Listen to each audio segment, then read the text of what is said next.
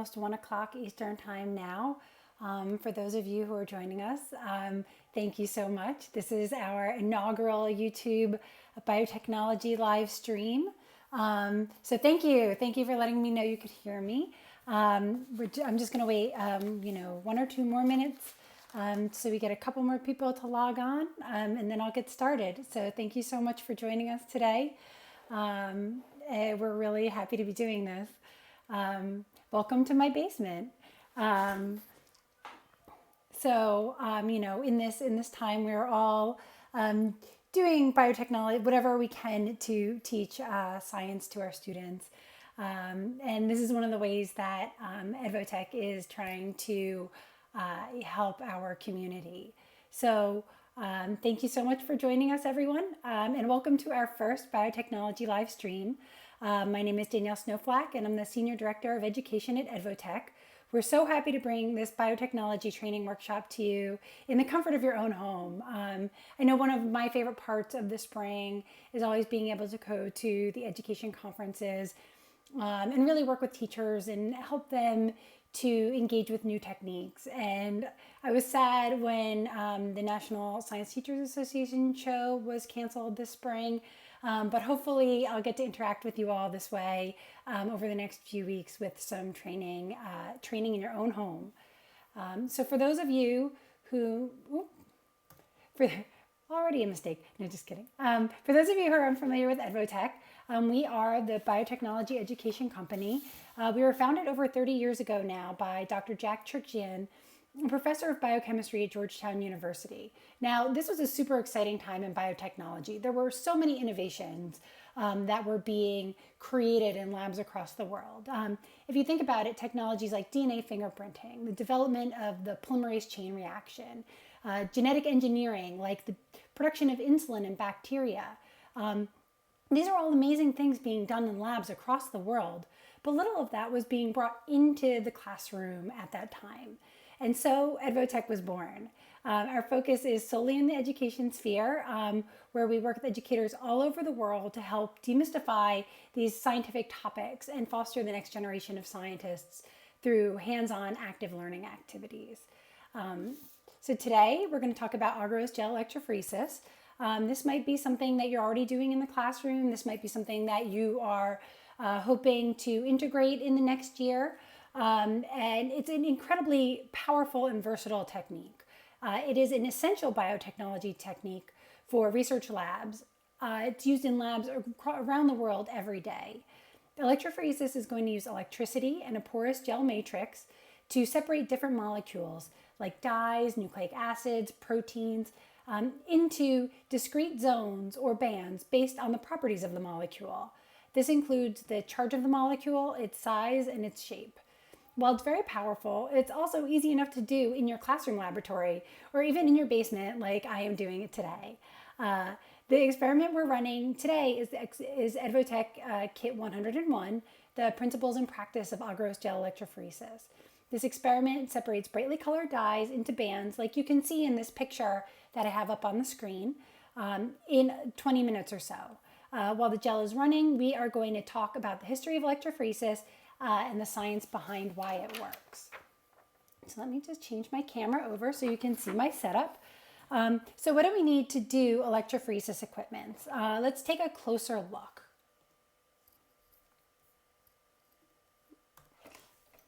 All right, so I have a box for one of our experiments here. This is the principles and practice of electrophoresis. And first, I'm going to take out our samples. So as I mentioned, these are pre-aliquoted dye samples. These are in our quick strip format.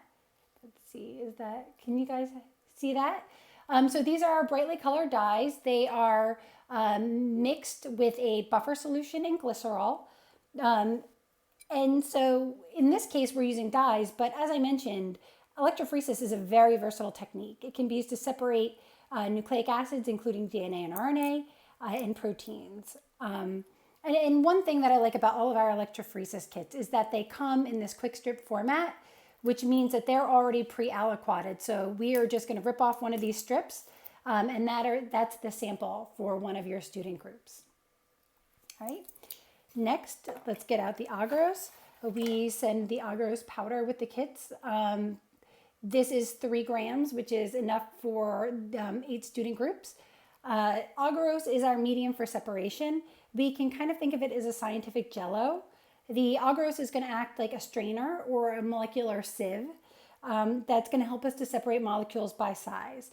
And this is an incredibly important part of electrophoresis, and we're going to talk about this more later in our presentation. The electrophoresis buffer we use is a mixture of buffer and salts. There are 2 reasons that we're going to use this buffer instead of water. First, electrophoresis is going to use electricity to separate our DNA molecules. Water alone is a very poor conductor of electricity. So we mix these salts with water, which allows for a current to flow through the buffer and through our gel. Next, since we're generally working with biological samples, we want to keep them at a pH that does not, that keeps them charged and doesn't necessarily disrupt their structure. This is a 50x concentrate of electrophoresis buffer. When you dilute this, it's going to be about 3/4 of a gallon. So we send it to you as a concentrate so we don't have to ship a large bottle of electrophoresis buffer. And we actually have great videos on dilution if you're interested in learning more about how to do proper dilutions of your solutions. So I've already placed the gel and the buffer into the electrophoresis chamber. Now let me get this into the field. And let me make sure it's straight. So this is our electrophoresis chamber, and you can see it's wired at either end with terminals that are going to be connected to our leads.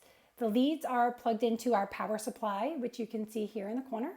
And that's going to generate the current that we need to perform our electrophoretic separation. Today I'm using an Edvotek M12, which can run 2 gels concurrently, and the Edvotek DuoSource 150, which can power 2 gels at chambers at the same time. So if we were in a teaching lab, this setup could accommodate up to 24 students. That would be 4 lab groups. We could have 2 chambers at the same time, and that would accommodate 4 lab groups with 6 students each. Finally, we are going to have to get our samples in the gel.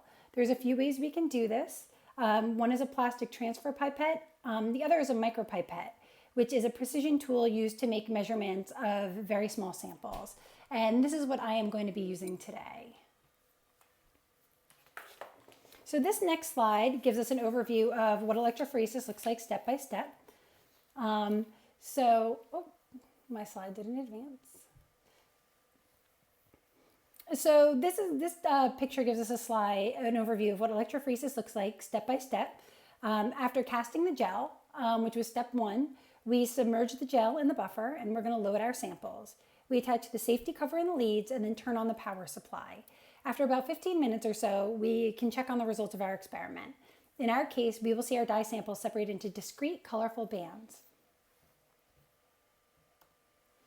The first step to running an Agarose Gel electrophoresis experiment is pouring the gel. This step is the equivalent of making our scientific Jello mold. The Agarose you're going to receive in the kits is a powder, much like when you get Jello at the supermarket. We add the powder to our electrophoresis buffer and we heat it to boiling so that it melts. After the solution cools, it solidifies, taking the shape of its container. So we will cast the Agarose using a mold so that the gel fits into our chamber. And this is our electrophoresis gel casting system. I will show that to you. I'll put it together for you. Now each electrophoresis chamber, each system is going to have a slightly different casting system, but the principles are the same. The tray is going to have open ends, allows the current to run through the gel when you're doing the electrophoresis experiment. But if we tried to pour the molten Agarose solution into this tray, the mixture would leak out the sides, and that would not be good for our experiment. To prevent this, we at Edvotek use rubber end caps.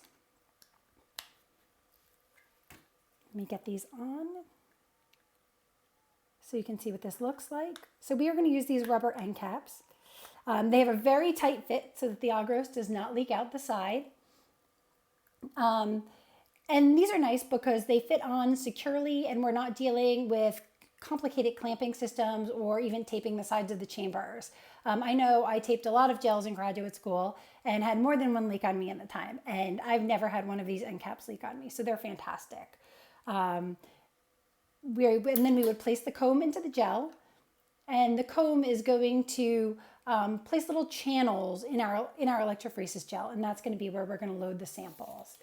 Each tooth on our comb is going to create an individual well, and we'll load one sample into each well. So once the gel is solidified, the end caps and combs are removed, and we place the gel into the buffer tank. And I've done that already with this gel. Using a micropipette or a transfer pipette, we load one sample into each well in our gel. We attach the safety cover, in our case has leads attached, and then we're going to turn on the power supply.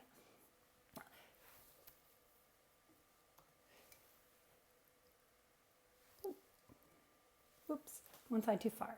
All right, so oftentimes in the laboratory, we need to measure very small volumes, sometimes less than the volume of a raindrop.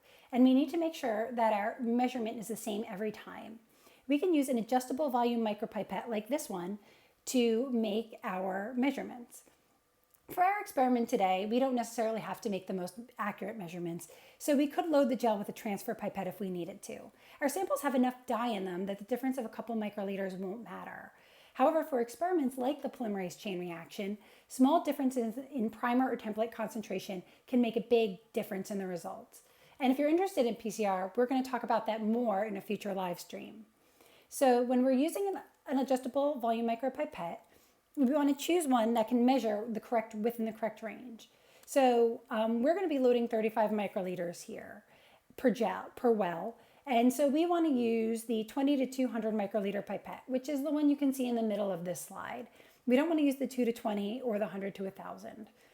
If we were to use a pipette to measure outside of its range, two things happen. One, our measurement might not be accurate. Two, we might break the pipette, and that would be a huge problem. So let's be sure to choose carefully. To make our measurements, we first set the micropipette to the appropriate volume. This is, again, one of our micropipettes. This is the 2 to 20 micropipette. We offer pipettes that measure anywhere from 1/10 of a microliter to 5 milliliters. For this experiment, again, we're measuring 35 microliters, and we're going to be using a 20 to 200 microliter micropipette. On this micropipette, the line is going to indicate the decimal point. So to measure 35 microliters, we set it to 0,350. All right, so I said this beforehand, so we are all set. Now, we don't just place the tip of this micropipette into our sample. This would draw liquid into the mechanism and ruin it inside. So we are going to place a clean micropipette tip on to the end of the micropipette and press firmly. Let me see if I can get this in screen. All right, so you should, oops, a little wiggly. So you should be able to see the yellow pipette tip on the end of our micropipette. And we're going to do this with each sample. To make our measurements, we press down on the plunger to the first stop. And you should be able to see my thumb is pressing down part of the way, but not all of the way. And this is something that was demonstrated much better when we can be together and you can have your hands on the instruments. So I'm going to try and demonstrate it as best as possible now. But if you ever have any more questions, you can always contact us at info@edvotek.com. And we also have a couple of great videos on our YouTube page also that show micropipetting. So there are these two stopping positions. We have this first soft stop position, and then we have a further down hard stop position. You can see the difference in the distance that my thumb is traveling. It's subtle. Trust me, you would feel it. And what you'd feel is that there's two distinct soft stopping points. One is a stop when the plunger is about halfway down, and the second is hard and you can't push anymore. To make our measurement, we are going to push the plunger to the first stop. Okay. We are going to place the tip beneath the surface of the liquid and then with control, slowly and evenly release the plunger. This is going to draw the liquid into our tip. To deliver the sample, we'll gently place the tip at the top of the gel and slowly and evenly release the plunger. To deliver the sample, we'll gently place the tip at the top of the gel and slowly and evenly depress the plunger past the first stop to expel the sample. So let me show you how that looks. So first we're going to puncture the foil here with the tip. I'm going to bring the sample into my micropipette tip. All right, and then we're going to load. And it's a little tricky loading around a camera, so I apologize again if it's shaky. So let's get that sample into the well. And so I have my tip right at the top of the well, and I'm just slowly and evenly pushing the plunger down to that first stop, and then just a little past. And then I'm removing the tip without releasing the plunger. Now, if we were doing an experiment like PCR, where we needed every last drop of sample, we would push our plunger down all the way. That's going to push air through the yellow pipette tip and get all of the sample out. Now, in this case, we don't want to push the pipette tip all the way down, the plunger all the way down. We want to push it just to that first stop and a little bit past. And that's because pipette tips use air. Pipettes use air to push the sample through. And what you can imagine, and I hope you can see here, is that if we pushed all the way down, the air makes bubbles in the gel, in the buffer, and that actually would push your sample out of the wells. And so it takes a little finesse and a little practice, but once you've got the hang of it, it's really easy to load these gels. Let's see. So now we change our tip between each sample because we want to prevent cross-contamination. That basically means we'd be unintentionally contaminating our samples because we'd be using the same tip for each well. Now with this dye experiment, it's a little less important because our dyes are so concentrated and these samples aren't really going to cause a problem. But you can imagine that with an experiment like PCR, cross-contamination would give you false negative or false positive results. And actually, that's a really good thing if your students were to make those mistakes. It's actually a really good thing because it's going to teach your students two things.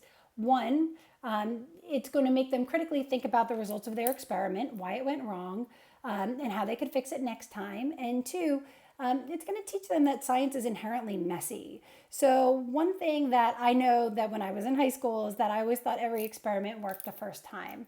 And as I progressed in my scientific career, I certainly learned that that is not the case. And, I think that we need to, expose our students to the reality of the scientific process from an earlier point so that they're not upset every time an experiment doesn't work. All right. So you'll notice that the samples sink into the wells. That's because our dyes are dissolved in a loading buffer that includes buffer, obviously, and glycerol. If the dye was only dissolved in buffer, when we added the samples to try to load the gel, the samples wouldn't sink into the well the way they're doing. They would actually float out of the well and mix with the buffer, and that's because they would have the same density. This glycerol is going to make the samples more dense than the electrophoresis buffer. And in that way, it sinks into the well and it stays there. And so as the current will pull, it'll be in place when the current starts to run through the gel. And we'll be able to do our electrophoretic separation. All right. And we've got one more sample before we start our experiment.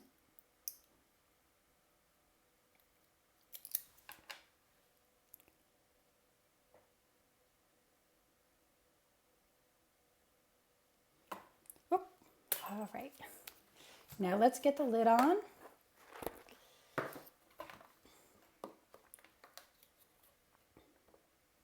So one thing I like about our lids, they can only go on in one direction, so you're not going to be accidentally reversing the polarity and running your samples the wrong way. Now for this experiment, it doesn't matter as much, it's simply because we will be seeing samples migrate both towards the positive and to the negative electrodes.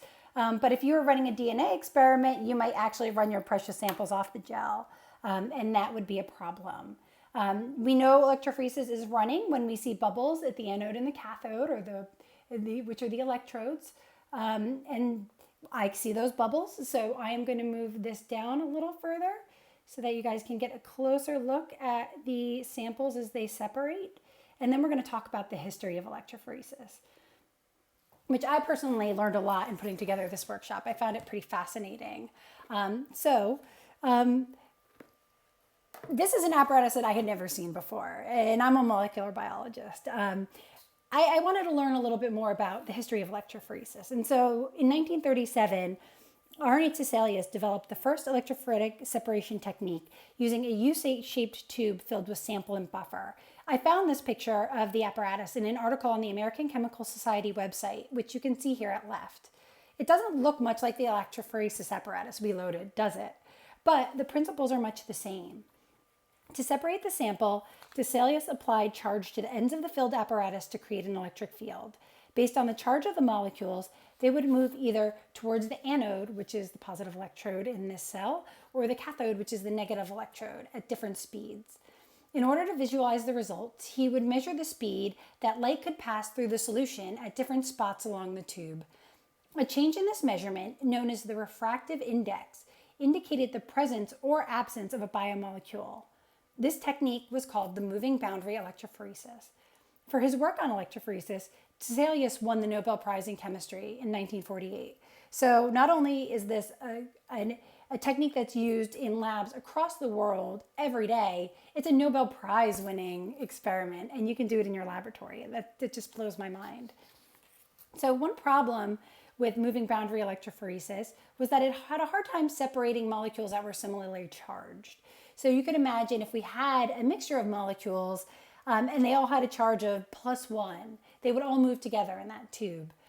And so using Tiselius's work as a starting point, researchers experimented with different substrates that could physically separate the different molecules into distinct bands while the electricity was moving them through the matrix.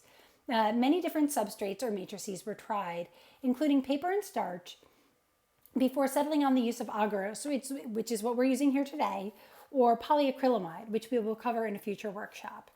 In general, each band or zone on the gel would represent a different molecule. Today, electrophoresis is one of the most common biotechnology techniques used in the research laboratory. But the equipment we use today to run electrophoresis looks a little bit different than those first electrophoresis experiments. So first, instead of using the U-shaped Tiselius device, we are using a horizontal electrophoresis chamber. We have an Agarose Gel, which I showed you the casting system, and we cast that gel, we placed it in the electrophoresis chamber, and we loaded the samples. The unit I'm using is the M12, which can run up to 2 gels at once. In this case, I'm only running 1 gel because we're going to be seeing dyes move in both directions. And I just noticed my camera is a little crooked. Let me see if I can straighten that out a little better. There we go. We can run up to 2 gels at once. And in this case, we're going to be running samples in both the positive and negative direction. So we're only running 1 gel. But we also have a platform that can run 6 gels at a time, which is a whole classroom in 1 gel chamber. That's 36 samples. Similar to the Tiselius device, the electrophoresis chamber is going to hold the buffer. The sample is loaded into the chamber. And then we attach electrodes to each end, one which is the positive electrode and one which is the negative electrode. Once we've attached to a power supply, the electrodes are going to generate current that we need to perform the separation. Today we're using the DuoSource 150, which can run a gel up to 2 gel chambers at 75 or 150 volts. Now that's going to be the right voltage for the vast majority of Agarose Gel electrophoresis experiments. But if you wanted to run 4 electrophoresis chambers at a time, or maybe if you wanted to do polyacrylamide gel electrophoresis, you'd want to consider the quadrosource, simply because that unit is adjustable, fully adjustable from 10 to 300 volts, which is a little bit more, it works a little bit better with the polyacrylamide gel electrophoresis experiment. Now, if you're looking for an all-in-one solution, we recently introduced the Edvotek Edge. This unit combines your electrophoresis chamber, your power supply, and your visualization system in one compact, easy-to-use unit. So just think of it this way. We went from this Tiselius device, this U-shaped tube, to this amazing electrophoresis chamber in just over 80 years. That's pretty amazing if you think about how quickly biotechnology evolves. So let's talk about the molecules we're separating here. So we loaded our gels with a mixture of different brightly colored dyes, And if you take a look at the gel, you can see that they're starting to separate already. You can see some different bands forming in the blue. In the last little well, you can see the two blue bands separating. And you can also see, you can start to see in that fifth lane, we're starting to get a couple different colors resolve. So obviously we're going to keep letting that gel run. You can keep an eye on it as we're going. But let's talk about a little bit about the chemistry of dyes. So I have 3 different dyes up here on the slide. And these are 3 commonly used dyes in the biology lab. So we have crystal violet, we have orange G, and xylene cyanol. Now, if you've ever done a gram stain on bacteria, you've used crystal violet. It's a positively charged dye. And this stain is responsible for the purple color of gram-positive bacteria if you do a gram stain. The stain is going to stick to the bacterial cell wall and label those cells purple. Orange G is used to stain keratin in the pap stain, which identifies cancerous cells in cell smear preparations. And that's going to be a negatively charged dye. And then we also have xylene cyanol, which is used as a biological stain, but its most common use is in Agarose Gel loading buffers to help us monitor the progress of our electrophoresis experiments. Now, if we're to just look at them quickly, we could say, oh, they're similar molecules. They're all around the same molecular weight. They all have these aromatic rings. But when we look more carefully, we can see that their chemistry is actually very different. We have different bonds, we have some different functional groups, all of which are going to affect the charge of these molecules. So crystal violet has an overall positive charge, and orange G and xylene cyanol have an overall negative charge. By virtue of the side groups and the bonds, orange G actually has a larger negative charge than xylene cyanol. And so these properties of the molecules are going to affect how they run through the electrophoresis gel. So what does this mean when we actually add the samples to our wells and apply our current? Well, so our dye molecules are going to have an overall net charge, which influences their movement through the gel. Because the molecules with different charges travel at different speeds, they become separated and form discrete bands in the gel. Some of the dyes are negatively charged like DNA, and they're going to move through the gel towards a positive electrode. Dyes with greater net charges will be more strongly drawn to the electrodes. So for example, we looked at 2 charged dyes in the last slide, xylene cyanol and orange G. Because of its a larger charge, the orange G is going to move through the dye is going to move through our gel a lot more quickly. In contrast, crystal violet is a positively charged dye. Instead of traveling to the positive electrode, it's going to travel to the negative electrode. Now, if you're used to running DNA gels, this is going to look like the sample is running in reverse. And this is one of the reasons why in this experiment, we loaded the gel in the middle of the gel instead of at the ends. We want to be able to see that band move, that dye move through the gel towards the electrode. By virtue of it moving in this direction, it's doing exactly what it should be doing based on its chemical properties. So in this experiment, we were looking at charged dyes being separated by electrophoresis. However, the more common laboratory application for Agarose Gel electrophoresis is to separate DNA molecules by size. The principles are much the same though. Due to the chemical structure of DNA, basically the sugar phosphate bonds that are going to hold the nucleotides together into these strands of DNA, our DNA has a very strong negative charge. In the gel, the current will push the DNA from the negative side of the gel to the positive side of the gel. So you'll see that, like in this picture here, we locate the wells of the gel near one end of the gel instead of the middle of the gel.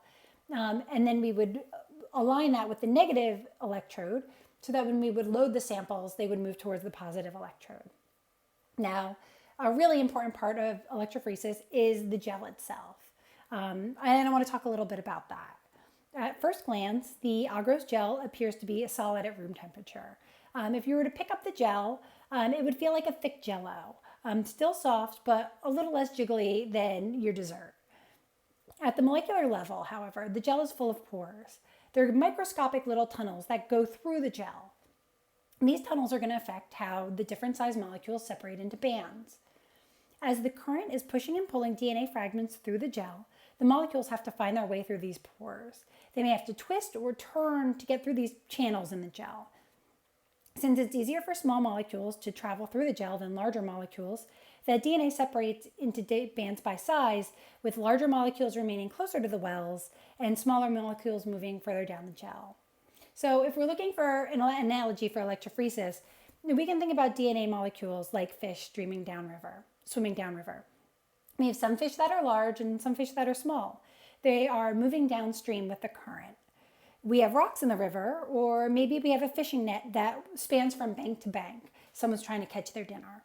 Now, the smaller fish will be able to navigate through these tight twists and turns or fit through the holes in the nets more easily than the larger fish. This means that the smaller fish can travel downstream more quickly than the larger fish.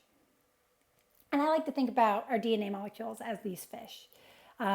They are moving downstream with the current, which is analogous to our electrical current. And then the obstacles in the river are analogous to our agarose matrix. So this is the gel from our forensic DNA analysis experiment, which is Kit 130. And if we look at the results of the DNA electrophoresis experiment, we find smaller bands at the bottom and larger bands at the top. The first lane is loaded with a molecular weight marker. So we are always going to run this molecular weight marker with our experiments because it comprises DNA bands of known size. And this means that we can determine the sizes of our unknown DNA fragments by comparing with this ladder. So we're almost done with our electrophoresis experiment. So let me recap a little bit of what we've done so far. Before this workshop, I cast the Agarose gels. That's our scientific jello. We placed the gel into the gel chamber where it was covered with electrophoresis buffer. We loaded our samples using an adjustable volume micropipette, then placed the safety lid on the gel chamber. We turned on the power supply to generate our current necessary for electrophoresis. And then, while we were discussing, our dye samples were separating into these discrete bands based on their charge. Now I think we are ready to take a quick look at our results. Our gel's probably only been running for about 10 minutes now, so we can let it continue to run. And then I'll take the lid off after it's run a little bit longer so that we can see some separation. But here's a picture of what it would look like if you ran it for the full time period. And what you can see is that each dye is going to travel through the gel in a different way. The dyes in lanes 1 through 5 were all negatively charged. And though each one has a different net charge, which influences how far they travel through the gel. So the orange molecule is the most strongly charged. That one passes through the gel a lot faster and moves a lot further than that blue dye, which hasn't moved quite as far. And you can see that in our gel as well. You can see that the blue dye is remaining close to the wells in lanes 4 and 5, and the orange dye is moving pretty quickly through the gel, down through the gel. In lane 5, we loaded a combination of dyes that separated into distinct bands when the current was applied. The fact they were mixed when we loaded them didn't affect how they ran through the gel. And that's another important point with electrophoresis, is that we can have a very complicated mixture and we're going to load them into a sample, we're going to turn on the juice, and they're going to separate. And they're going to separate into these discrete bands regardless of what else is in the sample. So that's why it's a really powerful separation technique. And what you'll see is that each dye in lane 5 traveled about the same distance as it did when it was loaded separately. So finally, in lane 6, which was a blue sample, when we loaded it, we can see that it actually resolved into 2 separate bands, one that was positively charged and one that was negatively charged. Again, the fact they were mixed didn't affect their separation by electrophoresis. Let's see, let me turn off the power and open this up so that we can take a closer look.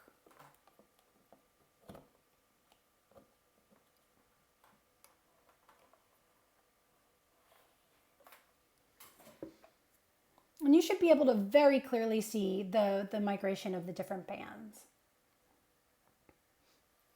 Not bad for 10 minutes. We've come to the end of our experiment. So if I can do it in my basement, you can do it at home. It's only been about 10 minutes, or the gel's only run about 10 minutes. We've been together for about 30.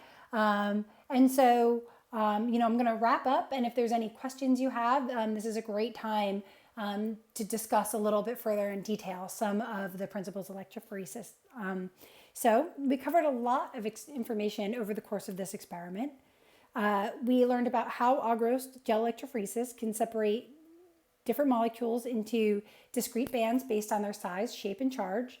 Oh, let me move this a little bit so you can see that end a little better. While fairly simple, I mean, we just did this experiment together in my basement. It's a very powerful technique when it comes to rapidly separating different molecules from one another. Since its inception, electrophoresis has evolved into a powerful biotechnology technique used in research and teaching labs all over the world. So I'm going to post the presentation and these slides to our YouTube page and on our blog within the next couple days. If you'd like us to email you when they're available, I put a link to a form in the chat window, and we'll contact you in the next few days. And now, if there's anyone in the workshop who has any questions, if you want to put them in the live chat window, I'm happy to answer them. While we're waiting for questions, I can tell you a little bit about Edvotek. The picture you see here is our building. We are located in Washington, D.C., and we're in this really cool historic building, which was formerly a news building and now has been renovated into a high-tech lab space. It's a super cool place to go to work every day when we're not sheltering in place. But we're making the best of a situation, which is why I'm here in my basement talking with you about electrophoresis. Does anyone have any questions? We have a lot of different ways you can get in touch with us. So again, you're on our YouTube channel. We generally respond to YouTube comments. We do have a lot of different kinds of different ways you can get in touch with us through different channels. So you can always call us at 1-800-EDVOTEC or email us at info@edvotek.com, which is probably the best way to get in touch with us right now. So we just had a question: what type of biomolecules are separated by electrophoresis? So generally, we can separate nucleic acids, so that would be DNA or RNA, and we can separate proteins using electrophoresis. Now, with most proteins, you would probably use polyacrylamide gel electrophoresis, but we actually do have experiments where you will separate proteins using agarose. The matrix, the composition of the molecular filters is a little bit different, and so polyacrylamide is a little bit better for separating